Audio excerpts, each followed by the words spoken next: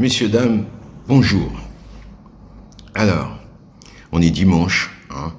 Normalement c'est le week-end, mais là, ça pouvait pas attendre. Une information, mais alors, une énorme surprise. Rendez-vous compte. Mohammed Ben Salman, alias MBS, prince héritier d'Arabie Saoudite, ne viendra pas au sommet d'Alger. Et cette fois-ci, c'est pas un scoop d'un journal ou une hypothèse. Non, non, non, non. Il y a eu un communiqué officiel de la présidence algérienne qui annonce cela. Elle précise même que le président Tebboune a reçu un coup de fil de son homologue pour lui dire qu'il s'excusait parce qu'il était malade. Et de son côté, Tebboune qui regrette sa maladie, etc., etc., etc. Bon, ceci dit, vous imaginez, monsieur? C'est absolument incroyable comme rebondissement. Maintenant, tous les compteurs sont remis à zéro. Toutes les hypothèses sont de nouveau sur la table. Il y a tout juste 48 heures, je faisais une vidéo sur l'arrivée de Sa Majesté Mohamed VI en Alger. Maintenant, tout est remis en question.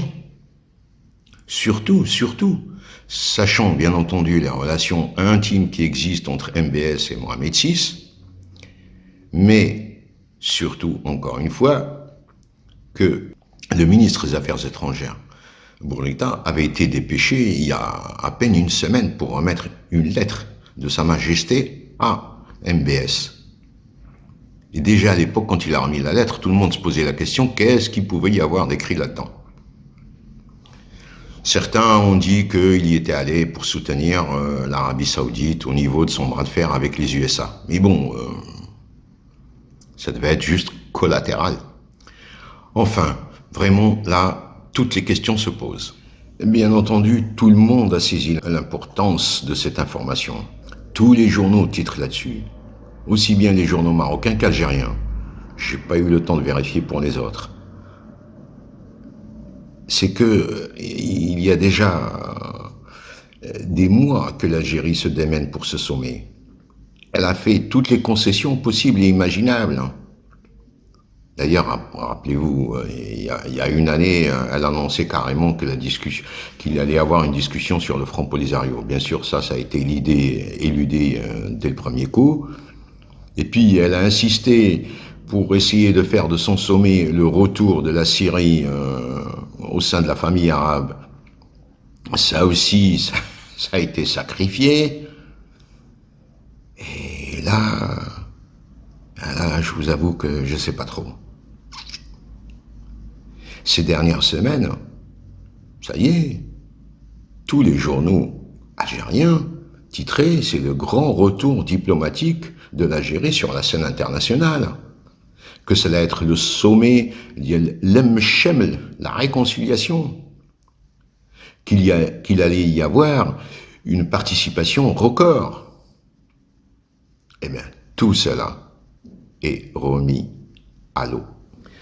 Tous les compteurs sont remis à zéro parce que tout simplement, MBS n'est pas n'importe qui. Il a un certain poids, et même un poids certain. MBS, c'est celui qui s'est sorti de l'affaire Khashoggi ou en Turquie, là.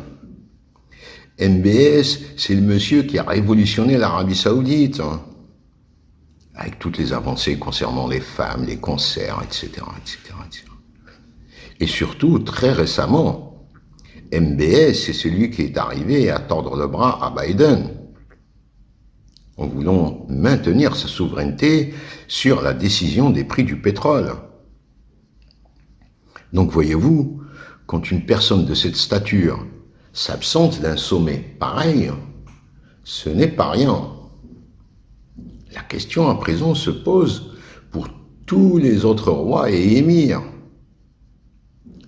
Enfin, voilà les amis, c'était une information, une vidéo très courte, mais il fallait vraiment que je vous annonce tout ça parce que ce sommet, vraiment, s'annonce palpitant.